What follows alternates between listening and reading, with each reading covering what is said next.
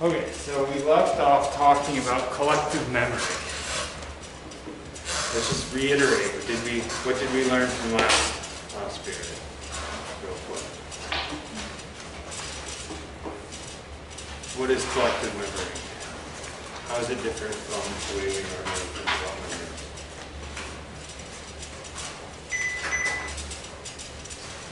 Did it shut back off? Or no, that did. Okay, cool. I was about to say, I thought I had that fixed.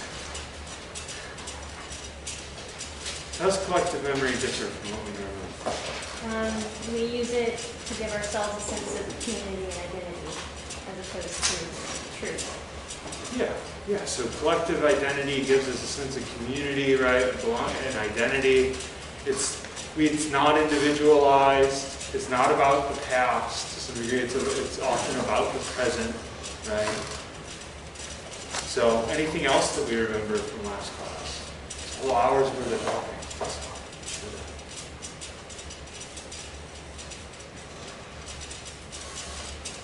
What do we have in our notes? Anything from last class? Yeah, go ahead. We talked about culture and what culture is, things people create that unite within a group. Yes, so we started started their lives with meaning. Yeah, so we started out with culture, and then we looked at specifically collective memory as a form of culture, right? And we left off talking about in this article that we then needed to discuss the specific event of the article so that we're all on the same page, especially between the two classes. So what happens? Did we talk about counter memory yet?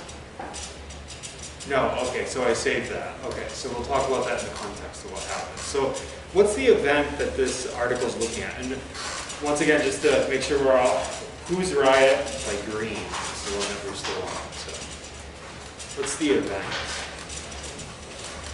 What happens? Yeah. It was like a music festival, right? And then it started raining, and they wanted to corral people out of the rain, but then it turned bad into like a police riot. So basically it's a yearly music festival put on by, does anybody catch where this is? Australia. It's in Australia, yeah. A particular part of Australia. Anybody catch what part of Australia it was? So there's a significance to this. Like Brisbane, Australia? It's in Brisbane, which is in Queensland, right? What did the article say about Queensland? What's unique about? Deep north. It's the deep north. What's the reference there? What's that? Deep south. Yeah, the deep south in the United States. They're making a parallel. In particular, there's something about, there's a stereotype at least about the deep south that's being nodded at when Australians refer to Queensland as the deep north. Does anybody catch what that context is? The South has a tendency to be more authoritarian. The South has a tendency to police have a tendency to enact violence more, etc., right? So that's actually the parallel here, right? So the deep north is more embedded in these sort of forms of somewhat more authoritarian politics, right? Meaning that like more violence is enacted on behalf of the state to control the population there. It's more conservative, right? And it's often tied together in the United States, which is also why it's nodded at here. Not necessarily everywhere, but in the United States it has a tendency to be. Okay, so that's the context of that. So did anybody catch what kind of radio station puts this music festival on? Let me grab behind you. Isn't it like 4 and like 3 Z's? What's that? Is it like 4 ZZZ or something? Yeah. Did anybody catch what kind of radio station? And the bananas, they're like, radio stations always have some cheesy thing. So that's why the name of it is Cybernana, right, is the name of the festival. Did anybody catch what kind of music they play? Like indie, local music, just anything that's not mainstream. Yeah, it's indie, alternative, a lot of that's local, and it's hip hop. So, does anybody know anything about any of those kinds of music? Any music aficionados in the room? Nobody listens to indie or punk? Well, alternative. Punk's a type of alternative. Kind of anti-authoritarian. Yeah. So the music genres are really like, they're music genres that are often very politically loaded. Same with, in like, if you want to think about, does anybody know anything about hip hop? Particularly like hip hop versus rap? Like a lot of it has to do with politics, right? So like where rap is sort of more mainstream, it's about more palatable things to most audiences. Hip hop is a lot more aggressive and a lot more politically charged, right? In the same way that like, if you wanted to compare punk to like normal rock and roll kind of music, right? It's the same distinction, right? So you're talking about very, to some degree, and what's your stereotype of what a punk artist is like? What are punk artists like? What do they look like? How do they act? I'm not saying that they do, right? But people who are really into punk. Really long hair. They might have long hair. Actually, I don't think of long hair. I usually think of things like mohawks, right? Lots of piercings, anarchy symbols spray painted on their t-shirt, you know. Driving safety pins through their skin is an aesthetic, you know. Stuff like that, you know. Cursing at their audience, spitting on them. Maybe not right now. You know, that's kind of like what punk is like. Punk is the politics behind punk is usually very anarchistic, right? It's forms of anarchism. So like, yeah, there's this natural disaffinity, if you will, between the population that's there and the police, right? And recently, so did anybody catch when this took place? When this riot took place? 1996. So this is after that sort of heyday of authoritarianism in Queensland, right? Which is in the 70s and 80s. So it's kind of died down, but there's still this sort of disaffinity. Does our author care about what happened at the riot? This is a hard question. I think you guys are up to that. Does our author care? If they do care, they don't want to show us what their opinion is or what they care of. They distinctly said, we're not going to go into whether or not the people were correct or whether or not it was a good thing. Yeah, the authors are not trying to figure out what happened in the riot. They're just trying to figure out how people remember it, right? And so there's two narratives here, right? So so what did the police say happened in the riot?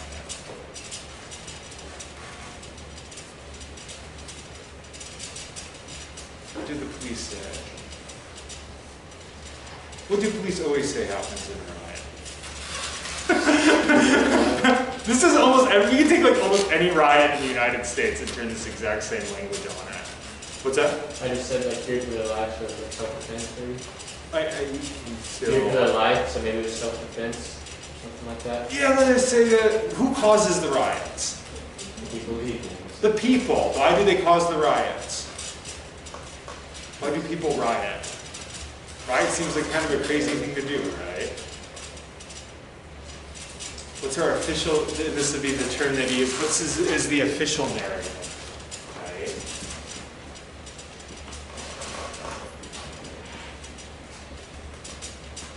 On riots. They are people being stupid.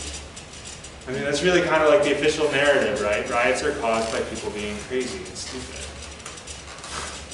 Right? In this case, it's people being drunk. That's the explanation of it, right? A bunch of drunk musicians caused a riot, and the police intervened and saved them from themselves. What's the narrative if you are one of the other groups of people affiliated with the music festival, or the music scene in general? Some of the people he interviews weren't even alive at the time, right? We talked about collective memory. It doesn't even matter whether you were around. You guys have collective memory in 9/11. What do the people who are there say, as opposed to the police, the other people?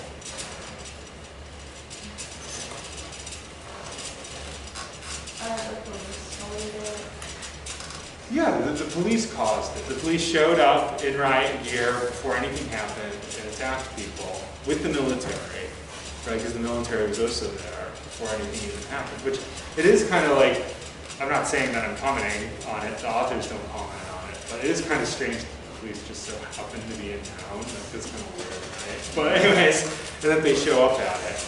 But okay, so this is the tension, right? The tension is between the official narrative, the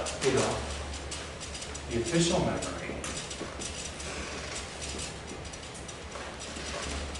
and what he's calling a counter memory.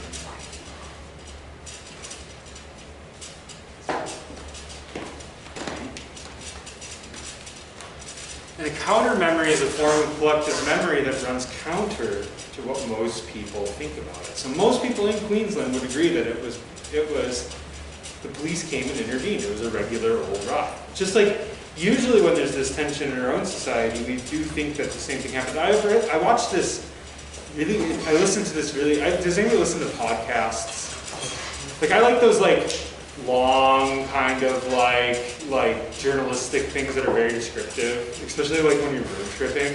Like if you got like 22 hours to kill, like you find one of those and you just turn it on and it like makes the time pass really well. Does anybody else do that? I listened to this one over the summer called Floodlines. Have you ever heard of this? It's like all these interviews of people who were at Katrina and like what actually happened, right? Which is really interesting because there is like a huge divorced narrative that you pick up on between like government officials and the police and what they say and what the fact population in New Orleans says happened. Things like we really focus in the media on looting, and there's a lot of people who claim that nobody actually ever looted other than to get into stores to steal food. And that it wasn't really real. And there was this orchestrated media event. Once again, this wouldn't, if we're taking this collective memory perspective, we're not commenting on what actually happened. But it's interesting that there's two groups of people who have a completely different memory. And they actively construct that memory, and that memory becomes a point of tension. Right? And keeping in mind, memory is less about the past, more about the present. So often our memories become these sort of political battlegrounds. I think another example, has anybody followed in the news the thing with statues of Confederate generals? Has anybody followed this? I used to live in Richmond, so I notice every time it's on. What's the debate here? Because we kind of have two different people with two different sets of memories. We have a situation of counter memory. What's happening? What's happening to the statues? Being torn down. They're getting torn down. Why are they getting torn down? Well, some of them, especially with the current riots, with the whole Black Lives Matter movement, some statues like Robert E. Lee, who fought on the Confederate side, who was fighting for slavery. They think that that's a terrible model to look up to, so they want to tear it down. That's something that they believe would be a better model to look up to. Yeah, there's tension in the southern states between African Americans' collective memory of these people and Caucasians living down south, feelings about these people, or at least some of that population, right? And so, how have we historically remembered people like Robert E. Lee? What's the official memory, if you will, on that? He was a amazing Confederate general who almost won the war. Yeah, so if you went down to Richmond, it's like Stonewall Jackson, Jeb Stuart, Jefferson Davis, right? And these are like people who were, despite the fact that the Confederacy won, historically were remembered very positively, right? They were sort of like genius generals who fought the war, like somewhat valiantly for the South, and the South remembered them, and people were good with them, right, for a long time. That was the official story, right? And now so what happened is over time there developed a counter memory.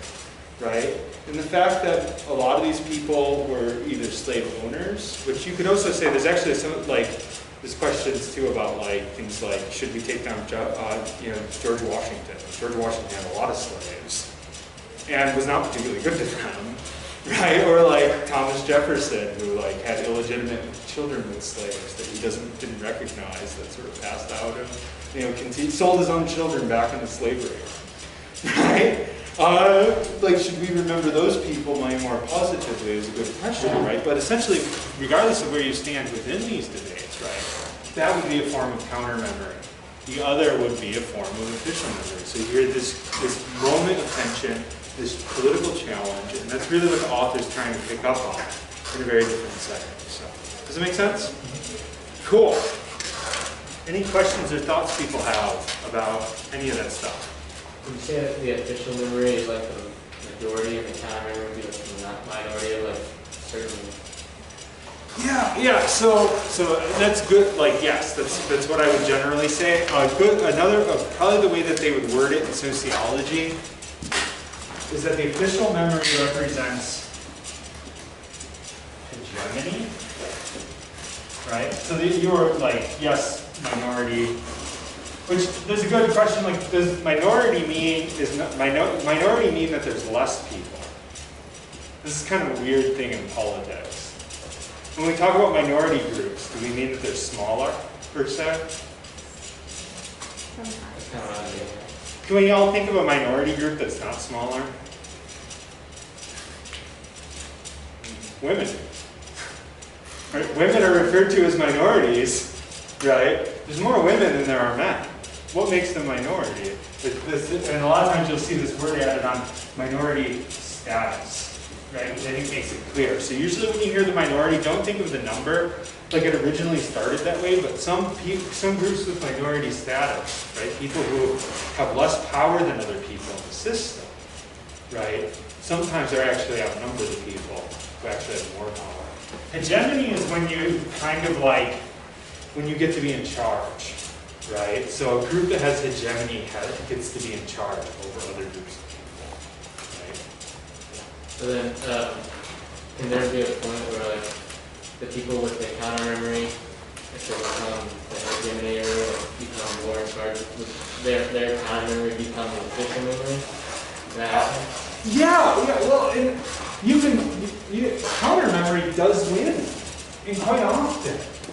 Right? Like if we were sitting in a classroom, if you were like sitting in a classroom learning about the civil rights movement in 1968, you probably learned that black people got uppity and didn't got what they didn't deserve, right? That is not the official narrative anymore of the civil rights movement. It's not the one that I grew up with, it's not the one that you grew up with. If you go back with people far enough, that's the hegemonic opinion. Right? So minorities can actually implement a change in the narrative. Like, this isn't pre-prescribed, right?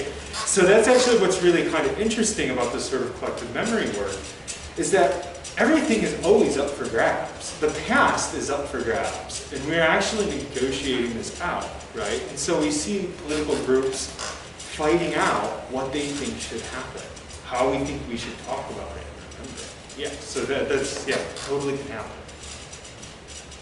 Okay, makes sense? That word hegemony will probably come up again, just so you know. It's very common use. Cool. I think we can get started on the other article. Do you guys want like a breather? Maybe look over the other article briefly. You guys want like 5 minutes? Just to I always feel like if I'm sitting and reading something and then I go to read something else immediately without stopping at all, it's just like my brain fries because it gets crossed. Does anybody else do that? So yeah, I'll give you guys 5 minutes. I'll like walk down the hall and come back for a second, and then we'll reconvene.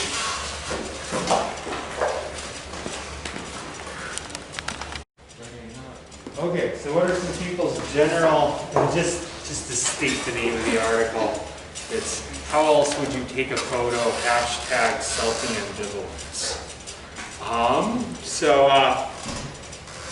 What are some general impressions of this article on the surface?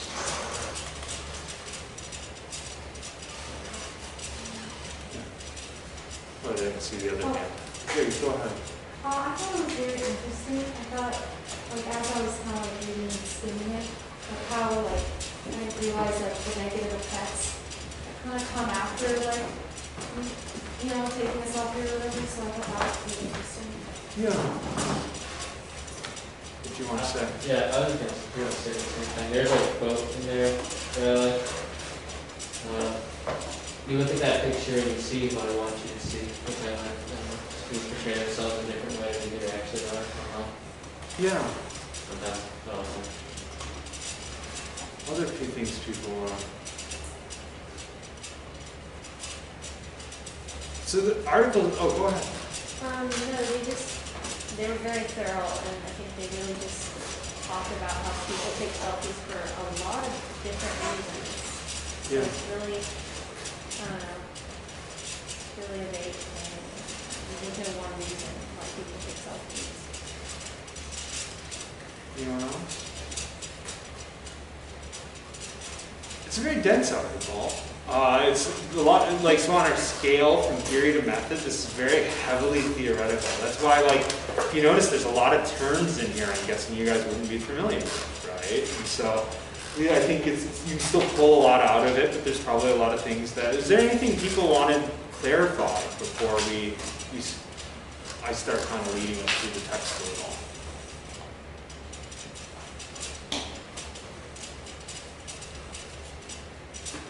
No? Well, I'm sure that we'll clarify stuff as we move along. Okay, I want us to kind of leap off of where they start doing some actual like qualitative stuff. Did anybody catch what kind of study this is? Like methodologically? What they're doing? They're using focus groups. Do people know what focus groups are? You like probably have seen these mocked on television at some point. It's like they do focus groups a lot in consumer research. So like, I don't know, like Coca-Cola is coming out with a new drink, right? What they'll do is they will get people in a room, have them taste it, gather people's opinions about it. You ever see that sort of stuff? That's essentially a focus group. So essentially they're doing focus groups where they have a series of guided questions about selfies, and then the people talk amongst themselves and they record it, what they're saying, right? So that's the kind of research that they're doing. And then they find, quotes of people talking when they're talking amongst themselves about selfies. And try to pull out some, and I think the authors do, they pull out some really interesting and strange things. So there's several different themes that they pick up on. And so the themes are, it talks a lot about ambivalence. Did anybody catch what ambivalence is? I.e., just like for you to know, like in the future, like if you see a word and you don't know what it is and it's in the title, you should probably look it up. Isn't that something to do with the personality? Or am I thinking of something else? I think you might be thinking of something else. How do we use it in everyday? Because people know this word is an everyday word, because it is, but we use it in kind of a wonky way. By saying ambivalent, what does it mean?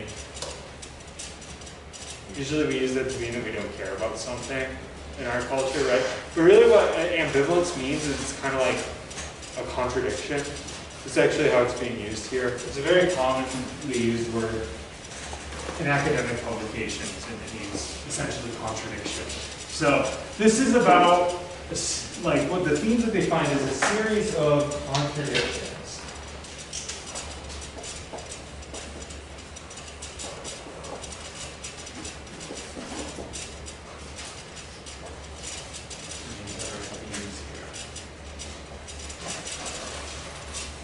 Usually that's the term that they'll use as themes. Like in qualitative research, you usually find multiple themes that you report back on. And these are the series of contradictions.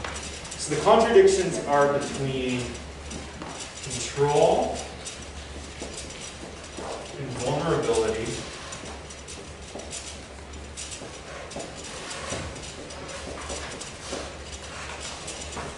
Invisibility and visibility.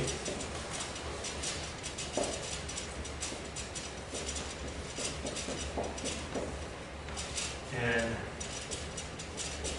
fun as if.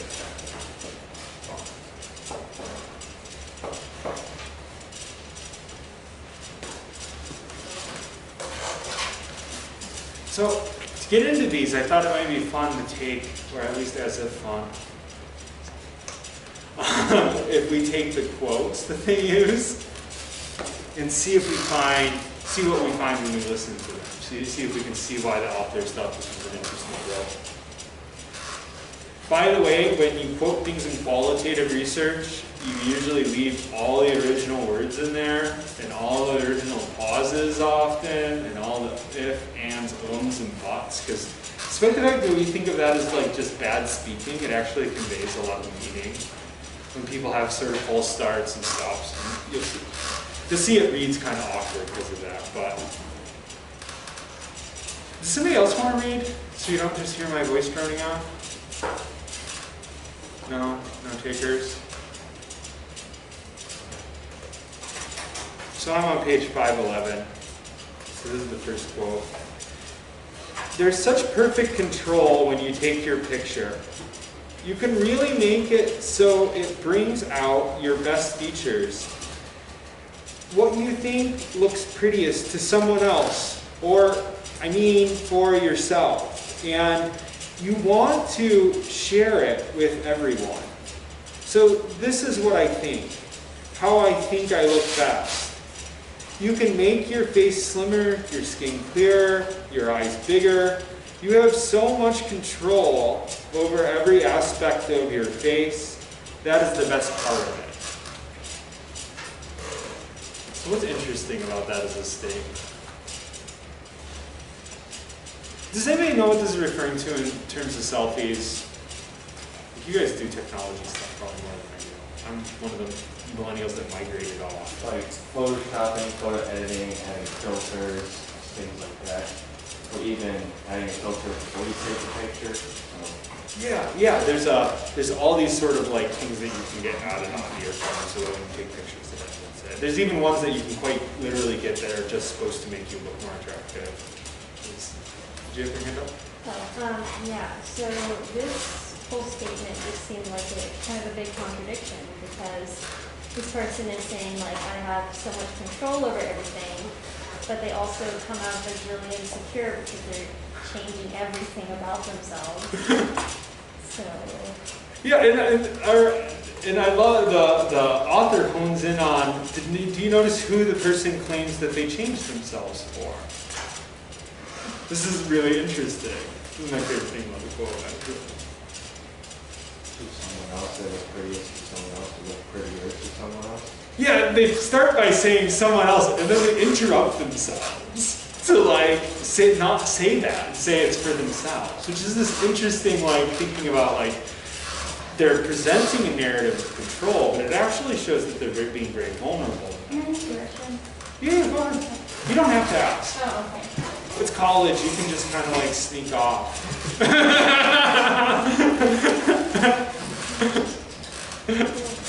You guys, those of you who are freshmen have caught on, right? Like, you can sneak off, unless professors tell you, well, not right now. Once the masks come off again, you can eat in class, unless the professors tell you you can't, right? All kinds of stuff, so. Okay. Yeah.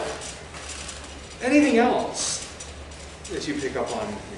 Actually, sorry, we caught the thing that I was looking for. Let me jump back. There's another quote that begins the article. Did anybody notice this quote? It's at the very front of the introduction.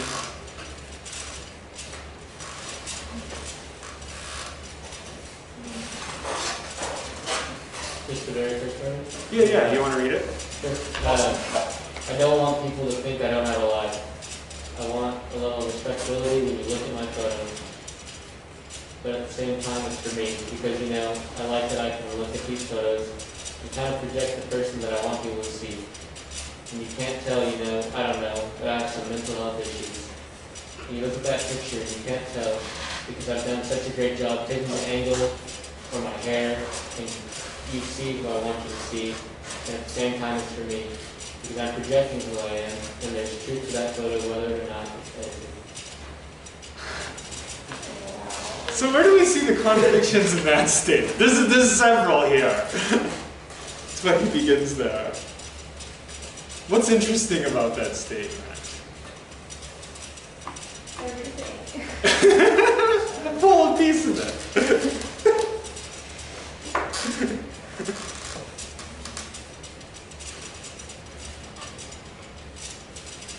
So, what is Photoshop editing really about then?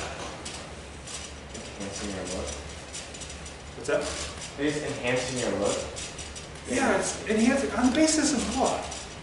I mean, I guess it could be in two ways. Either one, to look attractive or appealing to somebody, or I guess if in a good way to look, this would be attractive, but like look presentable. Like if you're putting it on a resume, but he looks like I can't tell if he's trying to put it like on a resume or somewhere, or just trying to look attractive just to people around him.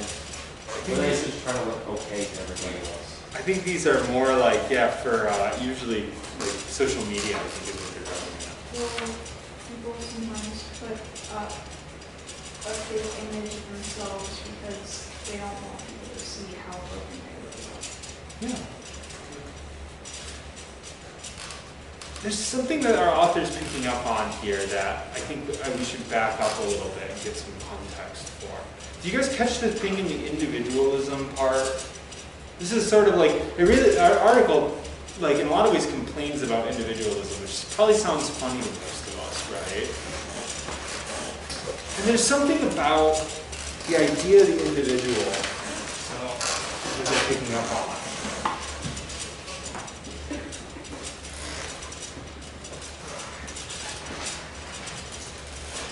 Why do we generally explain, if we were to explain why we do the things that we do, what do we generally use to explain that? Just in everyday life. So why do you guys have on the clothes you have on today?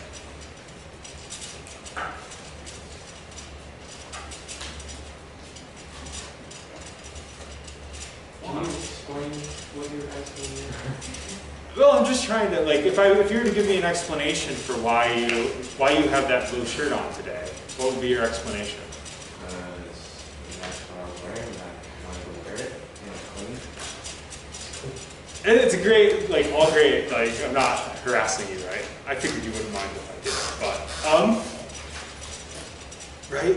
That it implies that there's sort of like, you made the choice to put on that shirt today, right? Generally, if we want to explain other people's behaviors or our own, we almost always explain it at the level of people being individuals, right? So we understand the world through individualism. Mainly, the idea is that things happen because we choose things. This obscures something often. There's something that often dances behind why we do the things we do. Okay. So, I'm going to ask you a question. Do commercials work on any of you guys? Do you guys feel like commercials convince you to buy things? As a kid. What's that? As a kid. What about like as an adult too? Soft drinks, shirts. Yeah, go ahead. I feel like for me at least, it's like it comes up like on my Instagram feed or like on the side of my computer. And I want to click it then, but not really on the TV anymore. So you would say that Instagram stuff actually works on you, like advertisements? Yeah, like I click on it. Appreciate the honesty. Generally speaking, almost nobody will claim that advertising ever works on them. Which I want to venture, if advertisement doesn't work, how come corporations spend billions of dollars on advertising every year? I feel like How do we make sense of this contradiction? What's that? to some degree it works. Maybe not instantaneously, but at least puts that the thought of that in your head to at least get it out there, to allow you to think about it. And the more times it comes up, the more appealing that it looks, it might actually cause you to go and buy it. I don't feel like, I think one company does it, and with like all the other companies that are like it, I feel like kind of like be equal to that. Let's keep in mind how much, often when you buy a product, most of what you're paying for is marketing. But the marketing is more expensive than the object that's produced. So if you think about what that means, right? If advertising doesn't work on us, then literally, like, every shirt you buy, you could pay 10% of what you pay. Right? You could pay half of what you pay. Right? You think about that, right? Marketing definitely works. But who thinks that when they go to the store and they buy a shirt, that they're not actually being somehow controlled by the world around them, right? Almost nobody thinks this way. I don't think this way. I go to a store and I buy a shirt and I'm like, I bought that shirt because I liked it. I bought it because I thought it would be comfortable. I bought it because, right? In my heart of hearts, I don't think it works on me either. But it probably does because, it works on everybody and we just don't really notice, right? We think about it this way, it's a very similar dichotomy here being set up, right? We have an illusion of individualism that pervades our lives in modern Western societies. And there's a weird contradiction to our lives in modernity.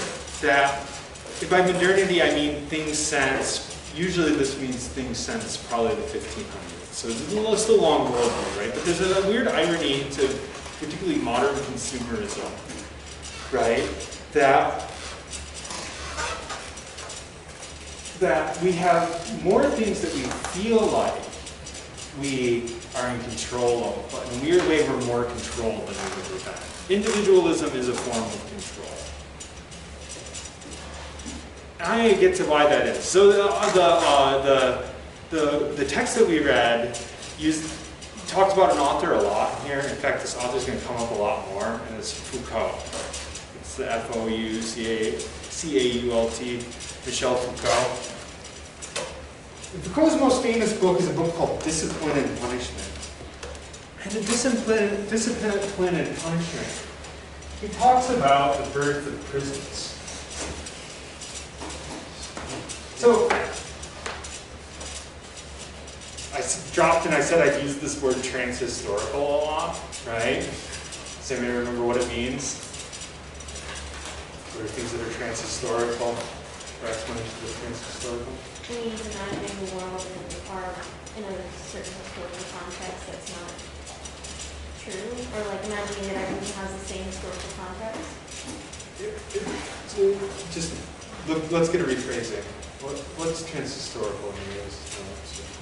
Does anyone else know about it? It means that things are always true across time. Right? That's what transhistorical means. So it means that it's just as true today as in the past, right? So anyways, getting back to this idea of prisons, we have a tendency to think that prisons are transhistorical because we've always had them, but it's not really true. Of course, we got to make a distinction between prisons and jails. Does anybody know the difference between prisons and jails? I see a nod over here. Well, prison's more long-term, right? Yeah, prison's a punishment. Jail's where the police hold you, right? So if you go out and you get way too drunk and they arrest you, you'll go to jail. You won't go to prison. You might go to prison after they try to convict you of something, right? But you won't go to prison right away. Nobody starts there. Anyway, so prison, when it was invented as a punishment, that was in the early 19th century, so early 1800s, right? It's all that prisons date back to. And the very first prisons were designed by somebody named Jeremy Bentham in England. Designed the first prison. And most prisons have the same form, but the form is referred to as the panopticon.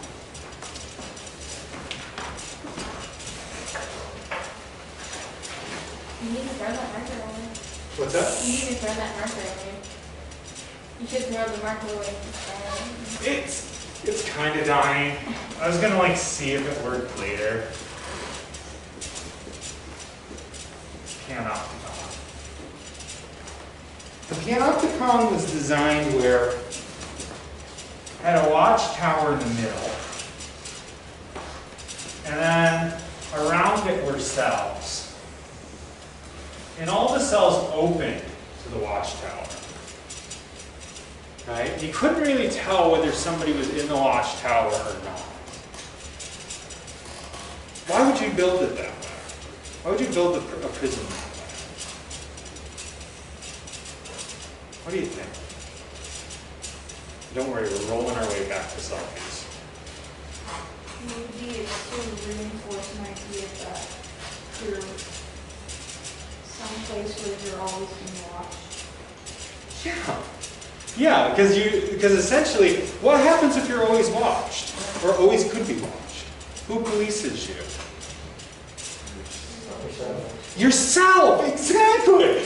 So like this is a design to get people to turn into their own police, right? And actually, like another little known fact, there are no police officers until around the same era as well. Before that, they had people who were called inquisitioners. And inquisitioners, they didn't care really whether the person was innocent or guilty. They were kind of detached. And mainly what they did is they showed up after the fact. So somebody gets murdered and they decide they want to do something with it, they send the Inquisition, and the Inquisitioner tries to figure out what happens. Sometimes they do, sometimes they don't. How is that different from what a police officer does? When do you see police officers in your everyday life? Breaking the law. Really? I don't see. I'd never see police officers when I'm breaking the law. I mean, I speed, right? Like, I do all kinds of things that are mildly illegal. Most people do. They try to maintain the peace within society and within the general area that they're in. When do you see them? I just see them driving around all the time, right? Why do police do that? Why do they go on patrol? Because you live in a giant prison. You don't need to be policed if you always think the police are around. That's why, like, have you ever seen sometimes those set cop cars on the side of the freeway that are empty? And the whole idea is that you don't need to hire a police officer to sit in the cop car if everyone thinks there's a police officer in the cop car, right? Sorry, I know I'm running 1 minute late. But getting back to it, that's kind of the idea here in this control and vulnerability. Like, what you hear in those people's voices when they talk about making selfies, they're actually internalizing and policing their own bodies. People don't have to judge the way they look because they're doing it themselves, right? We're constantly being programmed to think about our bodies in a way that people before modernity never did, right? In this sort of heavily scrutinized way. We're going to leave off there. We're going to pick up and go through these two. So, sorry to go 1 minute over. I'm trying to get you guys lined back up with my other intro class because we got a little off from each other, which is nobody's fault. If anybody, it's mine. So. Thank you. You're welcome.